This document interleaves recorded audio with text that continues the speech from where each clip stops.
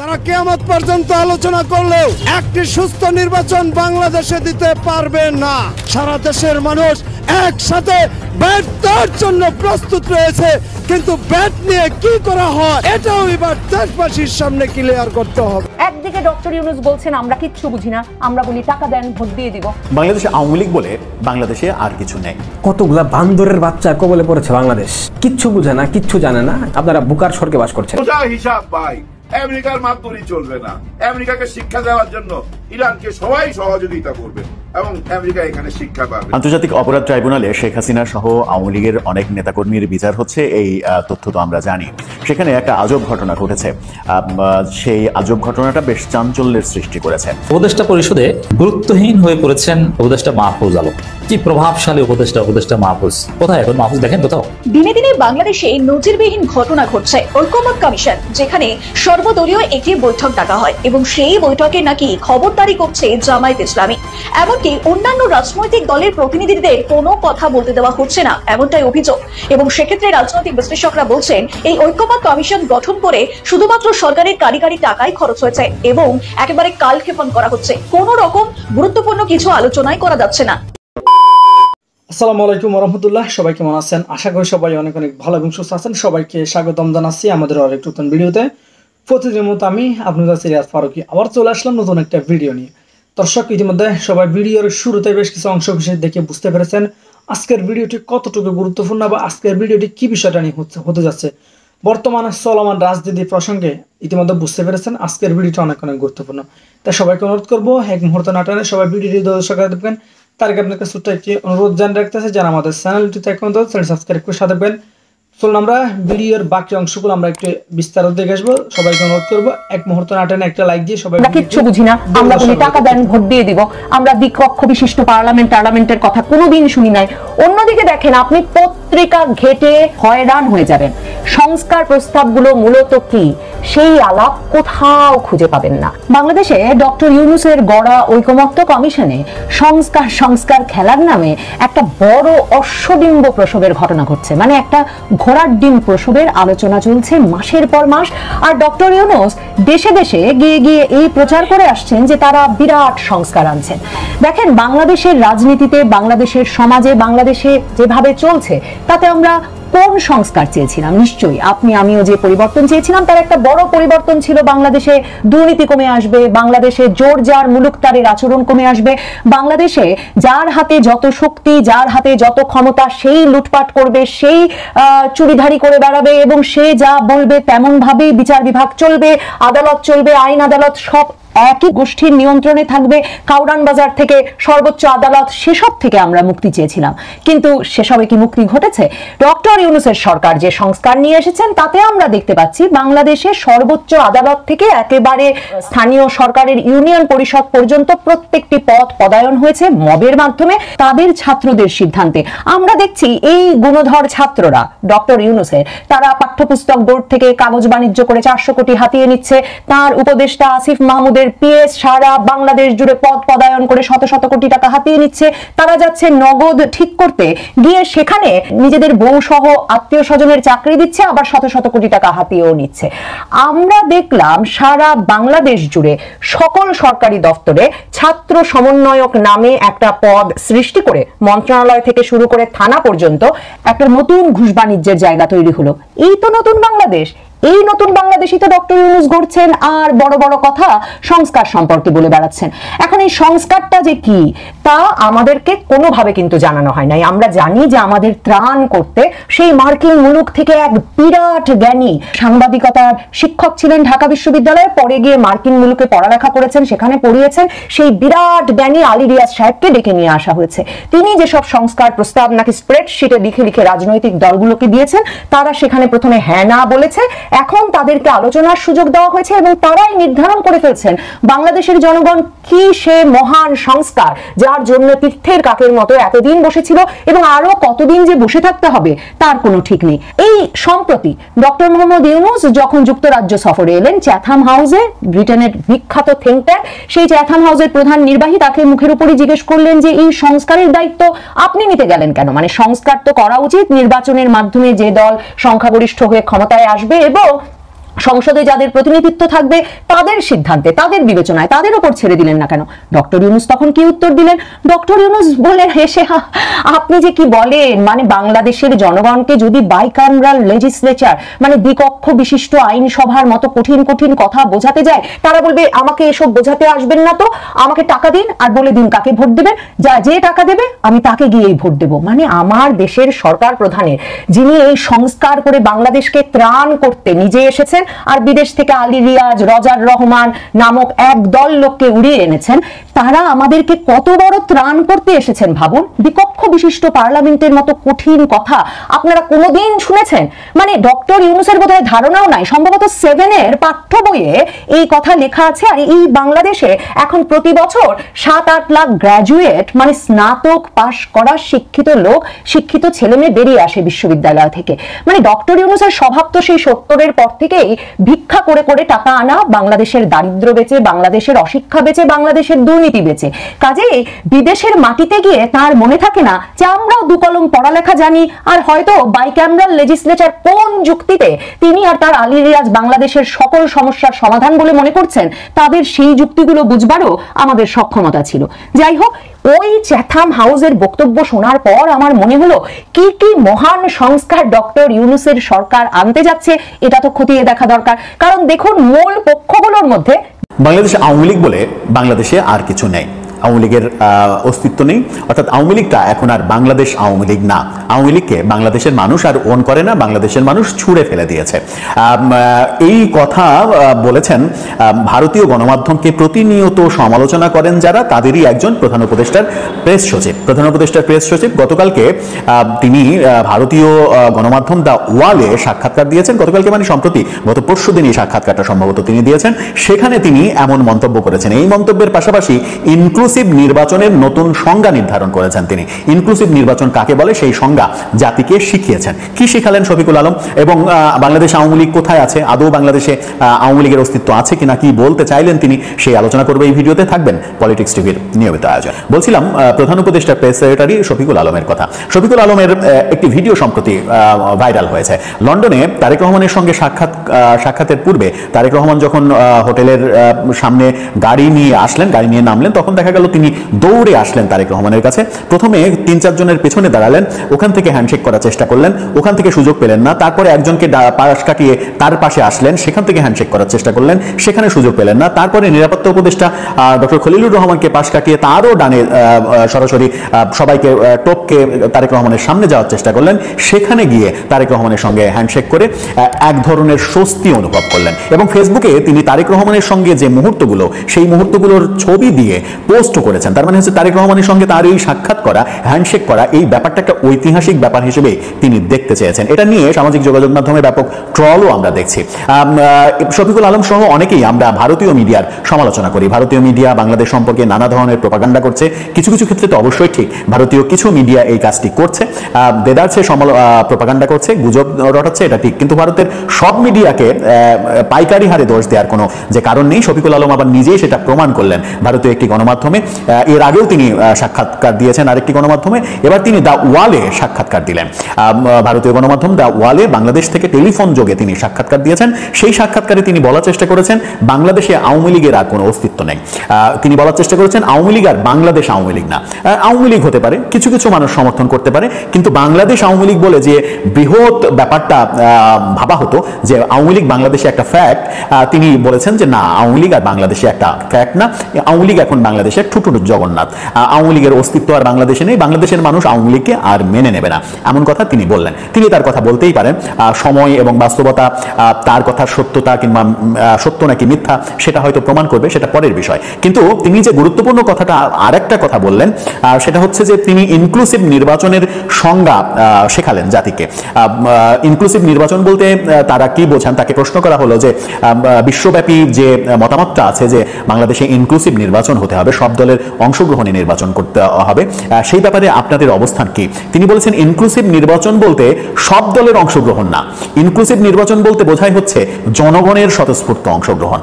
সমস্ত জনগণ স্বতঃস্ফূর্তভাবে অংশগ্রহণ করছে, বাধাহীনভাবে অংশগ্রহণ করছে, নিরাপত্তা শঙ্কা নাই এরকম ভাবে অংশগ্রহণ করছে এবং ভোট দিচ্ছে। অর্থাৎ জনগণ, বাংলাদেশের জনগণের অংশগ্রহণটাকে তিনি ইনক্লুসিভ নির্বাচন বলার চেষ্টা করলেন। সব দল না, জনগণের অংশগ্রহণ থাকলে, জনগণের স্বতঃস্ফূর্ত, এবং তার সংজ্ঞায় মূল ব্যাপারটা হচ্ছে জনগণের স্বতঃস্ফূর্ত এবং বাধাহীন অংশগ্রহণ থাকলে সেটাকে ইনক্লুসিভ নির্বাচন বলা যেতে পারে। তার মানে হচ্ছে যে তিনি আওয়ামী লীগকে বাদ দিয়ে ইনক্লুসিভ নির্বাচনের সংজ্ঞা নির্ধারণ করলেন।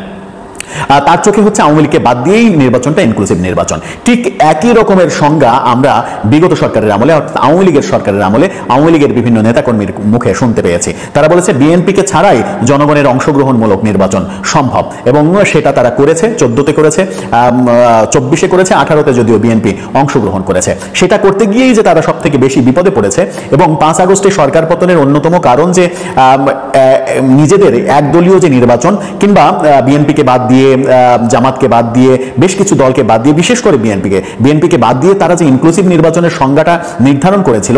কতগুলা বান্দরের বাচ্চার কবলে পড়েছে বাংলাদেশ। মানে কিচ্ছু বুঝে না, কিচ্ছু জানে না, যেটা মানে আড়াল থেকে জামাত শিখিয়ে দেয় ওই কথাটাই কিভাবে মিডিয়ার সামনে বলতে হবে সেই স্ক্রিপ্ট মুখস্থ করায়, সেই মুখস্থ স্ক্রিপ্ট দিয়ে তারা বাইরে বসে কথা বলে। এর মধ্যে আপনারা যারা এখনো ভাবছেন এনসিপি, জাতীয় নাগরিক পার্টি, এটা জামাতের কোনো টিম না কিংবা জামাতের কোনো বিদল না, আপনারা বুকার স্বর্গে বাস করছেন। এনসিপি, এবি পার্টি, এগুলো প্রত্যেকটাই জামাতের অংশ, মানে জামাতের আলাদা আলাদা পার্ট। তো জাতীয় ঐক্যমত কমিশনের গতকাল বৈঠক ছিল, দ্বিতীয় বা তৃতীয় দফায় সম্ভবত। সেই বৈঠকে অংশ নেবার পর হাসনাত আব্দুল্লাহ জলহস্তি সে অনেক কথা বলেছে, বিভিন্ন বিষয়ে কথা বলেছে। তার মধ্যে একটা গুরুত্বপূর্ণ কথা আমি আপনাদেরকে বলে নেই। ঐক্যমত কমিশনের যে আলিরিয়াস, মার্কিন নাগরিক, সে বাংলাদেশের সংবিধান নিয়ে যে নাটক শুরু করেছে ভাই, বাংলাদেশের 72-এর সংবিধানকে কাটা ছিঁড়া করে একদম মেসাকার করে ফেলবে। বাংলাদেশ একটা অসভ্য দেশ, এদেশের মানুষ অসভ্য, বর্বর, এখানে ডেমোক্রেসি ঠিকভাবে চালানো সম্ভব হয় না। সেখানে নাকি ইলেকট্রাল কলেজ পদ্ধতি চালু করবে, দ্বিকক্ষ বিশিষ্ট সংসদ, মানে কি ভাই, মানে আসেন ভিডিওটা একবার দেখি। ইলেকট্রাল কলেজের ভিত্তিতে রাষ্ট্রপতিকে নির্বাচিত করার বিষয় কথা হচ্ছিল। তো আলোচনাটা এক পর্যায়ে চলে যায় হচ্ছে যে পার্লামেন্ট উচ্চকক্ষ থাকবে কি থাকবে না সেই বিষয়টিতে, এবং আলোচনার এক পর্যায়ে এটা মোটামুটি একটা সিদ্ধান্ত এসছে, মোটামুটি পূর্ণাঙ্গ ফর্মাল সিদ্ধান্ত এখন আসেনি যে উচ্চকক্ষ থাকবে 100 সদস্য বিশিষ্ট, এবং এই 100 সদস্যকে কিভাবে নির্বাচিত করা হবে সেটা নিয়েও কথা হয়েছে। যে আমরা বলেছি আমাদের জায়গা থেকে যে সেটা হচ্ছে নিম্নকক্ষে সিটের আনুপাতিক ভিত্তিতেই হচ্ছে আমরা হচ্ছে উচ্চকক্ষে আমরা মানে ভোটের যেই মানে আমাদের ভোট মানে টোটাল যেই ভোট পাবে সেই ভোটের অনুপাতিক ভিত্তিতে হচ্ছে উচ্চকক্ষের সিট, সেই বিষয়ে হচ্ছে আমরা আমাদের মতামত দিয়েছি। আর পরবর্তীতে আবার আলোচনাটা হচ্ছে যে প্রধানমন্ত্রীর মেয়াদ নিয়ে কথা হয়। তো প্রধানমন্ত্রীর মেয়াদ নিয়ে আগামীকাল হচ্ছে আলোচনা চলবে। তবে বেশিরভাগ আমরা যে আলোচনাগুলো শুনেছি সেখানে হচ্ছে প্রধানমন্ত্রীর 2বারের বেশি, কারণ আপনারা জানেন যে অতীতের যে রাষ্ট্র কাঠামো সেখানে প্রধানমন্ত্রী যদি 2বারের বেশি, আমরা দেখেছি আমাদের খুব বেশি দেখেছি যে ক্ষমতা এককেন্দ্রিক হয়ে যায়, রাষ্ট্র ফেসিবাদী কাঠামোর দিকে যায়। যদি প্রধানমন্ত্রী একাধিকবার বারংবার যদি একজনই প্রধানমন্ত্রী নির্বাচিত হয়, তো সেই জায়গা থেকে আমরা আজকে হাউসের মধ্যে যেটি দেখেছি সেটা হচ্ছে 2বারের সবাই 2বারই হচ্ছে চাচ্ছিল যে 2বারের যেন প্রধানমন্ত্রী নির্বাচিত হয়। কারণ আমরা দেখেছি যে রাষ্ট্রের যে অন্যান্য অর্গানগুলো রয়েছে, যখন অন্যান্য অর্গানগুলো বুঝে যায় যে একজনই হচ্ছে রাষ্ট্রের এক্সিকিউটিভ হেড হবে, তখন দেখা যায় রাষ্ট্রটা এককেন্দ্রিক হয়ে যায়। দ্বিতীয়ত ইন্টারনাল ডেমোক্রেসি থাকে না। আমরা দেখেছি যে একজনই বারবার প্রধানমন্ত্রী হতে থাকে, তখন ইন্টারপার্টি যে ডেমোক্রেসি, এই ইন্টারপার্টি ডেমোক্রেসি কখনোই থাকে না। আপনি যদি দেখেন বিগত সময়ে যারা ক্ষমতায় এসছে বা সম্ভাব্য ক্ষমতায় যারা আসতে পারে, আপনি দেখবেন যে নির্দিষ্ট পরিবারের বাইরে আসলে এই দলকে নেতৃত্ব দেওয়ার মতো করে আমাদের আসলে সম্ভাব্য গণতান্ত্রিক অপশন কিন্তু আমাদের নেই, যেটি গণতন্ত্রের জন্য খুব বেশি ইতিবাচক নয়। আবার আপনি যদি দেখেন যে আমাদের যে রাষ্ট্র কাঠামো রয়েছে সেখানে আমাদের সংসদে আমাদের 70 অনুচ্ছেদের মধ্য দিয়ে, যেটা যদিও গতকাল আলোচনার মধ্য দিয়ে একটা পর্যায়ে এসেছে, যেখানে তাও এখানে নো কনফিডেন্স ভোটের কোনো ব্যবস্থা রাখা হয়নি। তো সার্বিক বিষয়গুলো বিবেচনায় আমরা এই বিষয়গুলো নিয়ে আগামীকাল আরো বিস্তারিত কথা বলবো। যে আমরা বিস্তারিতভাবে কথা বলবো যে যে এই যে কেন আমরা 2বারের বেশি চাচ্ছি না, যে 2বার সর্বোচ্চ 2বার থাকবে। আমি পুনরাবৃত্তি করছি যে আজকে 2টা বিষয়, গতকালের বিষয় হচ্ছে পুনরাবৃত্তি হয়েছে, সেটা হচ্ছে যে উচ্চকক্ষে নিম্নকক্ষের যে ভোটের অনুপাতই হচ্ছে উচ্চকক্ষে আমরা সিট ডিস্ট্রিবিউশনের এই বিষয়টি আমরা কথা বলেছি। আর দ্বিতীয়ত হচ্ছে আলোচনার আজকে সূত্রপাত হয়েছে, যেটা হচ্ছে আমরা আশা করি রবিবারে সেটা একটা সিদ্ধান্ত আসবে প্রধানমন্ত্রীর 2বারের বিষয়টি। পুরাটা বক্তব্য আপনারা নিজেরাই শুনলেন নিজ কানে। আপনারা কিছু বুঝেছেন তার কথা কি বলতেছে? এদেরকে নিয়ে মতামত, আলোচনা, সমালোচনা করতে করতে ক্লান্ত, বিরক্ত, ক্ষুব্ধ, হতাশাগ্রস্ত হয়ে গেছি, বাট শেষ হচ্ছে না। ইলেকট্রাল কলেজ পদ্ধতি, দ্বিকক্ষ বিশিষ্ট সংসদ, প্রধানমন্ত্রী 2বারের বেশি ক্ষমতায় থাকতে পারবে না, রাষ্ট্রপতি নির্বাচন কিভাবে হবে, 100 নারী আসন, ডেমোক্রেসি, ভোগী চোগী, অনেক কথাই তো বললো। আমি তো মানে কি বলবো, এগুলো ব্যাখ্যা করতে গেলে অনেক সময় লাগবে। আসলে ঢাকা বিশ্ববিদ্যালয়ে পড়াশোনা করে তো ওদের একটা আলাদা ইয়া থাকে, মানে সবাই মনে করে ওরা অনেক মেধাবী, ঠিক আছে। এই জলহস্তির বাচ্চা যে এর যে গলা শুকায় গেছে আপনারা কি দেখতেছেন? ও কথা বলার সময় কিন্তু ওর চেহারার মধ্যে দেখবেন একটা মানে আগে যে উজ্জ্বলতা ছিল সেই উজ্জ্বলতা নাই। এই যে হাসনাত যে কথাগুলো বলতেছে ও গুছিয়ে বলতে পারেনি, বাট ও যে কথাগুলো বলতেছে ওগুলো প্রত্যেকটাই জামাতের শিখিয়ে দেওয়া বলি, শুধু তুতা পাখির মতো সে প্রকাশ করতেছে, এই আর কিছু না। কারণ জামাত তো সরাসরি বলতে পারে না, কারণ এই আন্দোলনের স্টেক হোল্ডার জামাত তাদের নামে না, বেনামে ছিল, বাট নামে তো সেই তথাকথিত সমন্বয়করা। তো এদের উপর, এদের কাঁধের উপর লবণ রেখে বড়ই খাবে জামাত, এবং দিন শেষে যখন দেখবে এরা ফুরিয়ে গেছে তখন দেখবেন লাথি মেরে ডাস্টবিনে ছুড়ে ফেলে দিয়েছে। এবং সেই দিন খুব শীঘ্রই আসতেছে। জামাত এদেরকে লাথি মারবে, বিএনপি এদেরকে লাথি মারবে। যদি কোনো কারণে জুলাই সনদ ঘোষণা হয়ে যায় সেই ক্ষেত্রে প্রেক্ষাপট ভিন্ন দিকে যাইতে পারে, বাট যদি না হয় সেই ক্ষেত্রে উপদেষ্টা পরিষদে গুরুত্বহীন হয়ে পড়েছেন উপদেষ্টা মাহফুজ আলম। কি প্রভাবশালী উপদেষ্টা মাহফুজ। কোথায় এখন মাহফুজ দেখেন কোথাও? মাহফুজ কোথায়? কোথাও কোনো ছবি দেখেন? মাহফুজ কিন্তু দেশি এবং সুস্থ, এমন না যে অসুস্থ, মাথায় আঘাত লেগেছে, চিকিৎসা নিচ্ছেন সিঙ্গাপুর, না, তিনি সুস্থ ভাবে আছেন, কিন্তু তাকে গুরুত্বহীন করে দেওয়া হয়েছে, তার কোনো প্রভাব নেই, পাওয়ার নেই। এই যে রাজনৈতিক দলের সাথে সরকারের বৈঠক হয়, সেখানে আসিফ মাহমুদ থাকেন, আসিফ নজরুল থাকেন, আরো অনেকে থাকেন, আর রিয়াজ থাকেন, কিন্তু মাহফুজ আলমকে কোথাও দেখা যায় না। আবার উপদেষ্টা পরিষদের মিটিং হয়, মিটিং এর কোনায় থাকেন, কিন্তু সাংবাদিকদের সাথে আলাপকালে মিডিয়া পেজে আসিফ মাহমুদ থাকেন, কিন্তু মাহফুজ আলম নাই। একটা সময় আপনারা দেখেছেন যে বড় বড় ক্রাইসিস ফেস করতে পাঠানো হতো মাহফুজকে, যেমন জগন্নাথ বিশ্ববিদ্যালয়ের আন্দোলন, অনেক উপদেষ্টা থাকতে সেখানে মাহফুজকে পাঠানো হয়েছে, যে বোতল খেয়েছে কিন্তু মাহফুজকে পাঠিয়েছে, মানে গুরুত্ব ছিল। এখন আসিফকে অনেক জায়গায় সাথে নেন ডক্টর ইউনূস, কিন্তু মাহফুজকে সাথেও নেন না, কোথাও দেখাও যায় না। এর সরল ব্যাখ্যা হচ্ছে যে উপদেষ্টা মাহফুজ উপদেষ্টা পরিষদে গুরুত্বহীন হয়ে পড়েছে। এখন তার গুরুত্ব নেই, তার পাওয়ার নেই। যিনি নামখস্ত উপদেষ্টা হিসেবে আছেন, তিনি ফেসবুকে এখন পোস্টও দেন না, মানে তাকে চুপ করিয়ে দেওয়া হয়েছে।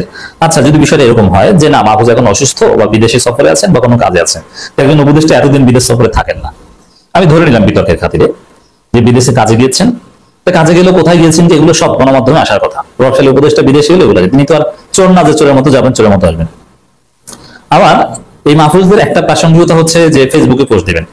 মাহফুজ যতবার বিতর্কিত হয়েছেন, ক্ষমা চেয়েছেন, এগুলো সব কিন্তু এগুলো সব ফেসবুক পোস্ট কেন্দ্রিক। অর্থাৎ ফেসবুকে পোস্ট দেওয়া এটা একটা কমন বৈশিষ্ট্য, কিন্তু কোনো ফেসবুক পোস্টও নাই, কোথাও কোনো ছবিও দেখা যায় না, সাংবাদিকদের সামনেও আসেন না, কিচ্ছু না। আর যদি অসুস্থ হয়ে কমায় থাকেন, আইসিইউতে থাকেন, সেটাও গণমাধ্যমে আসার কথা, কিন্তু কোথাও কোনো আলোচনা নেই। আসল ঘটনাটা, এটা আমার ব্যাখ্যা, এটা আমরা দুই ধরনের ব্যাখ্যা আপনাদের শুনে, একটা হচ্ছে সুনির্দিষ্ট তথ্য জানলে ওইটার আলোকে, আর একটা হচ্ছে অ্যানালজি। এটা হচ্ছে আমার অ্যানালজি, আমি বিষয়টা ওইভাবে জানি না এবং এটা জানা সম্ভব না, এটা কেউ কাউকে বলবেও না। জামাতের সাথে মাহফুজ যে অন্যায় করেছিলেন, জামাতের বিরুদ্ধে প্রথম আলো ডেইলি স্টারের কথা, ভারতের কথা যেভাবে খেপেছিলেন, এটা জামাত সিরিয়াসলি নিয়েছে। যেহেতু ইউনূস সরকারের মূল ফোর্স বা মূল শক্তি তখন, এখন অবশ্য ঘুরে গিয়েছে পরিস্থিতি, শক্তি ছিল জামাত, ইউনূস পদত্যাগ করে চলে যেতে চেয়েছিলেন, জামাত তাকে ঠেকিয়ে রেখেছে। এই কারণে জামাতের গুরুত্ব তখন এই কয়েক সপ্তাহ আগেও সরকারের কাছে ছিল অপরিসীম। সেই জামাতকে আমির তো আঘাত করতে চায়, শিবিরকে আমির তো আঘাত করতে চায় মাহফুজ, জামাতকে একদম আঙুল চুপিয়ে বসে বসে। জামাত হয়তো আবার জামাতের বিচার চায়, পাকিস্তানপন্থী কত কিছু, জামাত কি বসে থাকবে? না। তো জামাত হয়তো বা বিষয়টা প্রকাশ্যে রিয়াক্ট না করে, অবশ্য জামাতের নির্বাহী পরিষদে এই বিষয়ে আলোচনা হয়েছে এবং সিদ্ধান্ত নিয়েছে জামাত তা মাহফুজের সাথে প্রকাশ্যে লাগা যাবে না, কারণ ওর সাথে জামাতের প্রকাশ্যে কনফ্লিক্ট, এটা মানায় না। হয়তো জামাত সিদ্ধান্ত নিয়েছে এটা আমরা বিহাইন্ড দ্য সিন টেবিলে ইউনূসের সাথে সমাধান করবো। হয়তো জামাত অফ ক্যামেরা, অফ স্ক্রিন ইউনূসের কাছে গিয়েছে, যে বলেছে যে স্যার, এই আপনার উপদেষ্টা আওয়ামী লীগের মন্ত্রীর মতো আচরণ করছে জামাতের সাথে, অথচ আপনি নিরপেক্ষ সরকার নন, শুধু জামাতের শক্তির বলে আপনি বলিয়ান, অর্থাৎ আওয়ামী মন্ত্রীর মতো ট্রিটমেন্ট করবে জামাতকে, এই জামাতের সমর্থনে টিকে থাকা সরকার, এটা আমরা টলারেট করবো না। এটা হয়তো জামাত ইউনূস স্যারকে বলেছে, যার ফলে ইউনূস স্যার বলেছেন এখন যদি পদত্যাগ করাই বা ওকে সরিয়ে দিই তাহলে সংকট আরো বাড়বে, বিষয়টা প্রতিপক্ষ বা আওয়ামী লীগ অন্যভাবে নিবে। অর্থাৎ সেটা না করে আপনারা রিয়াক্ট করেন না, মাহফুজকে আমি গুরুত্বহীন করে দিচ্ছি, ওকে ধৈর্য বানিয়ে দিচ্ছি, এইরকম ধারণা ঘটে থাকতে পারে, যার ফলে এখন মাহফুজের অস্তিত্ব কোথাও নেই, মাহফুজ চুপচাপ ধৈর্য। সোজা হিসাব ভাই, আমেরিকার মাধ্যমে চলবে না। আমেরিকাকে শিক্ষা দেওয়ার জন্য ইরানকে সবাই সহযোগিতা করবে এবং আমেরিকা এখানে শিক্ষা পাবে। মানুষের জীবনে যদি 10টা ভালো বন্ধু থাকে কর্মজীবী বন্ধু আর কি, বেকার বন্ধু না। কেউ ব্যবসা করছে, কেউ জব করছে, এরকম বন্ধু যদি থাকে আপনার জীবনে 10 জন, আপনার জীবন আর কোনো সমস্যা নাই। হ্যাঁ, বেকার বন্ধুর সাথে ঘুরবেন, নিজেও বেকার হয়ে যাবেন। আর ওই কর্মজীবী বন্ধু যদি থাকে আপনার জীবনে, ওরা আপনার জীবনে কাজে লাগবেই। ঠিক তেমনি একটা দেশেরও বুঝছেন কিছু ভালো বন্ধু দেশ লাগে, ভালো বন্ধু দেশ লাগে। বেকার বন্ধুর দরকার নাই। যেমন আমাদের ছিল ওই যে বেকার বন্ধু, অযথা বুঝছেন 54টা বছর নষ্ট করে দিছে। এরকম বন্ধুর দরকার নাই। বন্ধু কেমন লাগবে জানেন? এই যে ইরানের পাশে যেমন উত্তর কোরিয়া দাঁড়ায় গেছে, কিম জং বলিষ্ঠ কণ্ঠে বলে দিছে ইরান আমার বন্ধু, তার পাশে আছি। কোন টাইমে বলছে? যখন আমেরিকায় বলছে যে আমরা 48 ঘন্টার মধ্যে সিদ্ধান্ত দিতেছি, কিন্তু ইরানকে চুপ থাকতে হবে, ইরানকে আত্মসমর্পণ করতে হবে। কার কাছে? ইসরায়েলের কাছে। ঘোড়ার ডিম করবে। ইরান সম্বন্ধে ভাই আপনারা জানেন কিনা জানি না, ভাই কঠিন কঠিন একটা দেশ, এবং মানুষও কিন্তু খুব কঠিন মানুষ। বেকার মানুষ পাবেন না ইরানে। এই 60 সালের কথা বলতেছি, 60-65 সাল। যারা দেখছেন পুরান টাউনে যারা ছিলেন, আমি পুরান টাউনের মানুষ, নারিন্দায় আমি দেখছি ভাই, ইরানি মহিলারা বাচ্চা এই যে কোলের মধ্যে এইভাবে বাইন্দা নিয়ে আরেক কান্ধের মধ্যে কিশমিশ, এলাচি, লং, দারচিনি, আখরোট, আরো এরকম ওই গরম মশলা জাতীয় জিনিসপত্র না মহল্লায় মহল্লায় বিক্রি করতো। কই থেকে আসছে চিন্তা করেন? ইরান থেকে। ওয়েস্ট পাকিস্তান হয়ে ইস্ট পাকিস্তানে ঢুকছে পানির জাহাজে কইরা, কর্মের সন্ধানে। মানে বেকার থাকবে না, নিজের চোখে দেখায় এই ইরানি। আর এই ইরানিরা থাকতো কোথায় জানেন? তাবু খাটায়া। কারণ তখন তো এত বিল্ডিং টিল্ডিং ছিল না, অনেক খোলা জায়গা ছিল, মাঠ ছিল, তার একটা সাইড নিয়ে নিত, ওইখানে বসবাস করত। আমাদের দেশে যেমন বেদেরা নৌকায় কইরা বসবাস করে, তাদের বসবাস ওই তাবুর ভিতরেই ছিল। আজ তারা দেখেন আমেরিকার সাথে যুদ্ধ করতেছে। হ্যাঁ, আমেরিকার সাথেই তো যুদ্ধ। ইসরায়েলের কথা বাদ দেন, ইসরায়েল যুদ্ধ করতেছে তো আমেরিকার সাহসে। এই যুদ্ধ আমেরিকার সাথে, ইরানের সাথে আমেরিকার এই যুদ্ধ কি এই প্রথম? না, এর আগেও হয়েছে। কিভাবে? সাদ্দামের মাধ্যমে। 8 বছর যুদ্ধ করছে সাদ্দাম। যুদ্ধবাদ ছিল কিন্তু সাদ্দাম এই ইরানের সাথে, কিছুই করতে পারে নাই। সাদ্দামের পিছনে কে ছিল? আমেরিকা ছিল। ওই আমেরিকায় আবার দেখেন ইরাকে হামলা করছে। আমেরিকার সবসময় একটা নীতি বুঝছেন, মানুষকে দাবায় রাখা, নিজের পাওয়ার দেখানো। আমরা যে একটা শক্তিশালী এটা তো বুঝাইতে হবে। সব জায়গায় নাক গলায়। দেখেন গাজাতে 2 বছর গত যেভাবে হত্যাকাণ্ড হয়েছে, আয় হায়, একটা বিল্ডিং এর সামনে দেখছি পড়ে রয়েছে, ভাঙা বিল্ডিং এর সামনে পড়ে আছে ছোট্ট একটা খেলনা, রক্তাক্ত একটা খেলনা পড়ে আছে। ওইটুক কোন বাচ্চার কে জানে? ঠিক তেমনি জানেন তেল আবিবে একটা বিল্ডিং এর সামনে একটা এত বড় পুতুল। তো প্রিয় দর্শক, বিষয়টা নিয়ে আপনার মতামত জানতে চাই কমেন্ট সেকশন অবশ্যই একটা লাইন ভিডিওটি সম্পর্কে কমেন্ট করে জানাতে বলবেন। আর কে কোথা থেকে ভিডিওটি দেখেছেন অবশ্যই কমেন্ট করে দ্রুত জানিয়ে ফেলেন। ভালো থাকবেন, সুস্থ থাকবেন, আমাদের চ্যানেলে সাবস্ক্রাইব করে সাথে থাকবেন। দেখবো অন্য কোনো ভিডিওতে। ভালো থাকবেন, সুস্থ থাকবেন, আল্লাহ হাফেজ।